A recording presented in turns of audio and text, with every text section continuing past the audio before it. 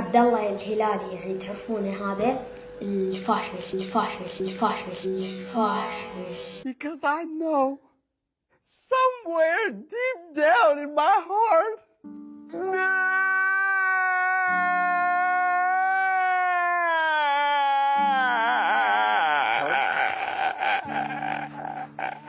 طبعا عبد الله الهلالي حشش علي في فيديو، يعني اذا عطيته اليوتيوب.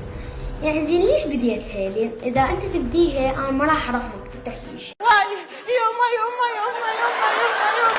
زين من سميت فيس صفحتك الشخصيه وسميت اسمك عبد الله كهرباء اريد الهلالي يقد. شنو اريد الهلالي شنو؟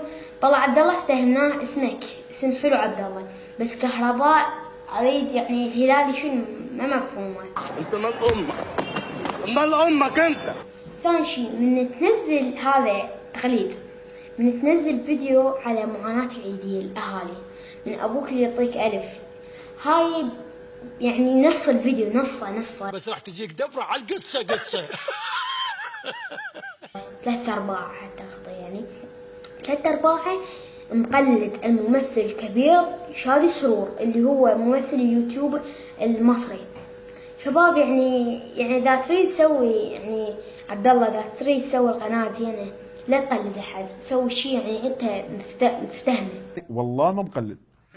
من تنشر شي ناس أجانب ناشرته. Fuck you! Oh man! Now I'm fucking pissed!